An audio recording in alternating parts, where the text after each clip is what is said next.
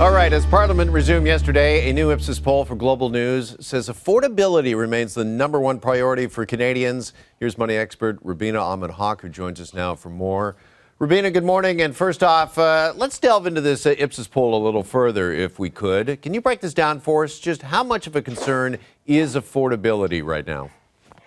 It is the #1 concern right now for Canadians, affordability and basic things like being able to afford groceries. Inflation is #2, so the cost of borrowing is going up, our mortgages are getting more expensive, and this is eroding Canadians' ability to afford everyday items. So going into this next session of Parliament, that's what they want to hear from the politicians. What are you going to do to make life more affordable, to be able to afford a home, be able to buy groceries, and just be able to pay our bills?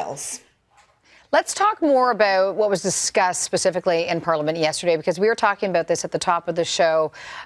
Some of the steps that Ottawa has already taken to address affordability, but also when we will actually see the impact of those steps taken. I've heard from some critics saying that it's going to be a couple of years before we see the effects of those steps. Exactly. I mean, nothing happens overnight in Ottawa, right? In government in general. The question of affordability, affordable housing has continued to come up, but you have to build affordable housing, and then Canadians have to move into those homes. All of that takes time. So you've got to get permits, you've got to get shovels in the ground, you've got to get developers on board to build those buildings, and then you've got to get Canadians moved into those places. So it's not something that's going to happen overnight. Those things are in process. I mean, one of the things that definitely is happening is we are seeing inflation come down. So some costs are starting to become a little bit more predictable. I don't want to say that they're becoming more economical, just more predictable. But the real difference, especially when it comes to housing, is not going to come for at least a few years, because it just takes that much time to build that kind of housing. And that was a question that they kept throwing around in Parliament yesterday about how the government was going to work to make life more affordable for Canadians. Okay, so knowing that, Rubina, let's talk about some actions that we as individuals, our families, can take to maybe make life a little more affordable. You've got some TMS money savers for us this morning, and we're going to start with changing where and how we shop. Yes, it's amazing how if you just change the grocery store that you shop at or where you go for your everyday items, how you can save money. And definitely going back to basics when it comes to shopping, the flyers, finding where basics are on the best deal that week. So doing a little bit of research before we leave. We become really used to just going to the same place. Loyalty sometimes costs us a lot of money because we just are used to going to the same grocery store, buying the same items, and we don't really look around to see where we can get the best deals. So definitely changing where you shop, asking your neighbors, your friends where they're getting the best deals. That is absolutely going to save you a little bit of money. And there's a lot of apps now that aggregate all that information. So it's really easy to figure out where the best sales are.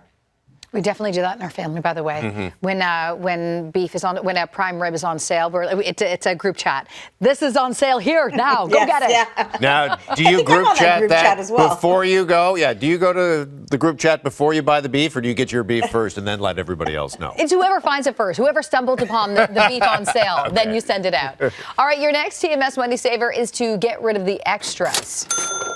Yes. So, this is really diving deep, and some of these are hard decisions to make. So if you're a 2-car family, going down to 1 car immediately is going to save you about $10,000 a year. Rather than getting into an airplane to go on a vacation, take a road trip. So really making big decisions that actually do save you a lot of money, but still get you to what you need to, where you need to go, still get you a vacation, still get you to spending time with family, but dramatically changing the way that we approach some of these things that we've just become used to. Oh, vacation, let's go to the Caribbean. Vacation, let's go to Europe. How about let's go somewhere in Canada, somewhere in your own province. That's right away going to save you some money, and you'll get to see something that's a bit more local, and you might learn something new about your own country. All right, that is a good but a tough conversation to have, right? Because my extra might be your essential. So, all right, finally, with Valentine's Day fast approaching, your final money saver tip, Rubina, is to kind of plan your expensive events.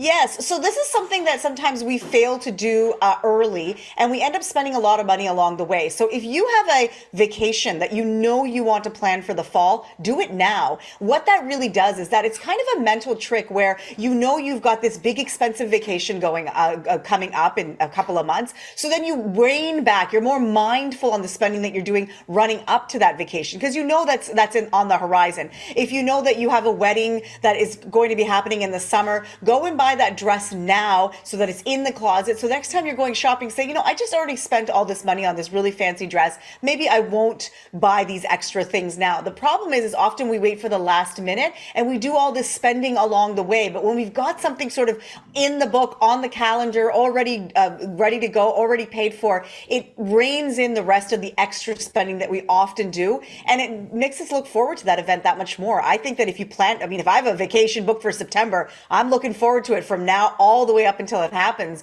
And that is something that money really can't buy.